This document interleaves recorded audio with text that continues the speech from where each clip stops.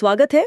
तो आज हम थोड़ी गहराई में जा रहे हैं म्यूचुअल फंड्स की दुनिया में। हाँ बिल्कुल। और खासकर एक चीज जो आजकल खूब चर्चा में है, एसआईपी। एसआईपी, हाँ, सिस्टमैटिक इन्वेस्टमेंट प्लान। सही। हमारे पास कुछ स्रोत भी है, एएमएफआई के नोट्स, एलिस ब्लू, लिंगाया विद्यापीठ के लेख और सीकेटी कॉलेज का एक शोध। तो मकसद यही है कि म्यूचुअल फंड की जो मुख्य बातें हैं, एसआईपी क्यों इतना पॉपुलर हो रहा है, प्रदर्शन कैसा है और निवेशक असल में क्या सोच रहे हैं, इन सबको थोड़ा खंगालें। बिल्कुल। और शुरुआत के लिए म्यूचुअल फंड्स असल में हैं क्या? ये बस बहुत सारे निवेशकों से जमा किया गया पैसा है। अच्छा। जिसे एक फंड मैनेजर होता है वो संभालता है। वो इसे इक्विटी, बॉन्ड, मतलब अलग अलग जगह लगाता है ताकि सबके निवेश लक्ष्य पूरे हों, है ना? हाँ, ताकि साझा लक्ष्य पूरे हो सकें। और हर यूनिट की कीमत एनएवी होती है, नेट एसेट वैल्यू, वो रोज बदलती है। ठीक है।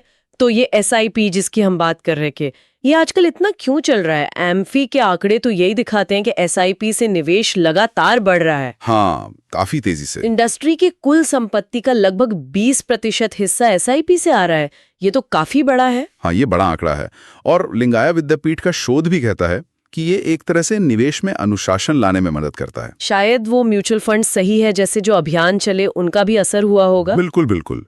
उन अभियानों ने जागरूकता तो बढ़ाई है। एसआईपी की जो सबसे खास बात है वो है रुपया लागत औसत। हाँ, ये मैंने सुना है, रुपी कॉस्ट एवरेजिंग। हाँ, आसान शब्दों में कहें तो जब बाजार नीचे जाता है, मतलब एनएवी ज्यादा होती है, तो आपके उतने ही पैसे में ज्यादा यूनिट्स आ जाती हैं। अच्छा। और जब बाजार ऊपर जाता है, एनएवी ज्यादा होती है, तो कम यूनिट्स आती हैं। इससे होता यह है कि लंबे समय में आपकी औसत खरीद कीमत थोड़ी कम हो जाती है। मतलब बाजार के उतार चढ़ाव का रिस्क थोड़ा कम हो जाता है। हाँ, एग्जैक्टली। और सीकेटी कॉलेज का अध्ययन भी यही कहता है कि करीब 47% निवेशक एसआईपी को पसंद करते हैं। ये लंबी अवधि में पैसा बनाने का एक अच्छा तरीका माना जाता है। अच्छा। और प्रदर्शन की बात करें तो कौन से फंड्स अच्छा कर रहे हैं? स्रोत बताते हैं कि पिछले कुछ सालों में कुछ मिड कैप, स्मॉल कैप, हाँ, और कुछ इंफ्रास्ट्रक्चर वाले फंड्स ने भी अच्छा किया है। लेकिन ये बात तो हमेशा याद रखनी चाहिए कि पिछला प्रदर्शन वो भविष्य की गारंटी तो नहीं होता है ना? ये बात तो गांठ बांध लेनी चाहिए। बिल्कुल गारंटी नहीं होती। और फंड्स भी कई तरह के होते हैं, ये भी समझना जरूरी है। हाँ, जैसे इक्विटी वाले। इक्विटी फंड्स जो ज्यादातर पैसा शेयरों में लगाते हैं। फिर डेट फंड्स जो बॉन्ड्स वगैरह में निवेश करते हैं, जहां रिस्क थोड़ा कम होता है। और हाइब्रिड भी होते हैं शायद। हाँ, हाइब्रिड, जो दोनों का मिश्रण होते हैं, इक्विटी और डेट का। सीकेटी कॉलेज का शोध एक दिलचस्प बात बताता है। करीब 72% निवेशक इक्विटी फंड्स चुनते हैं। लगता तो यही है, शायद ज्यादा रिटर्न की उम्मीद में।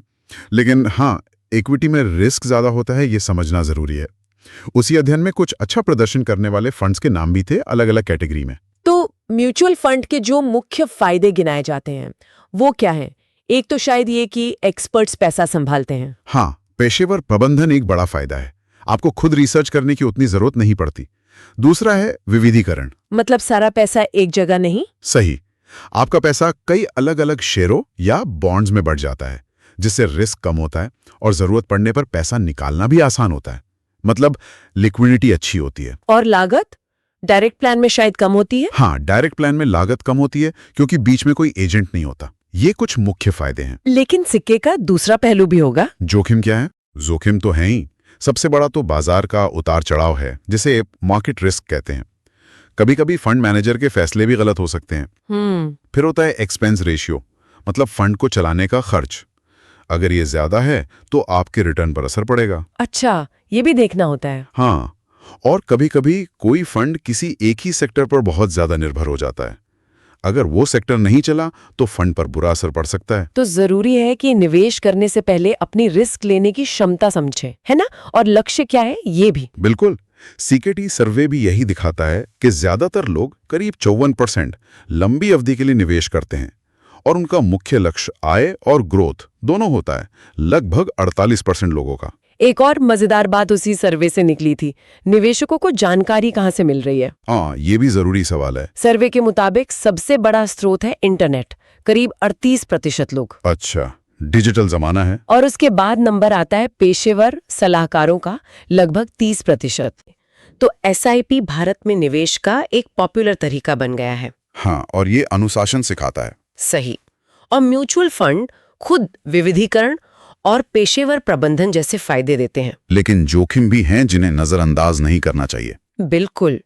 अलग अलग जरूरत और रिस्क क्षमता के लिए अलग अलग तरह के फंड्स हैं। सबसे जरूरी यही है कि निवेशक अपनी जरूरतें समझे, पूरी जानकारी लें, चाहे वो इंटरनेट से हो या सलाहकार से, और सिर्फ पिछले रिटर्न के आधार पर फैसला ना करें। हाँ, वो लालच में नहीं पड़ना चाहिए। नहीं, विविधीकरण और लंबी अवधि का नजरिया रखना ज्यादा बेहतर है, जैसा कि स्रोत भी बताते हैं। और जाते जाते एक सवाल छोड़ जाते हैं सोचने के लिए। एसआईपी ठीक है, लंबी अवधि के लिए अनुशासन बनाने में बहुत कारगर है, लेकिन क्या ये चीज निवेशकों को कभी-कभी, जैसे जब बाजार में बड़ी उथल-पुथल हो, तब अपने निवेश को एक्टिवली देखने, रिव्यू करने से कहीं ना कहीं रोकती भी है?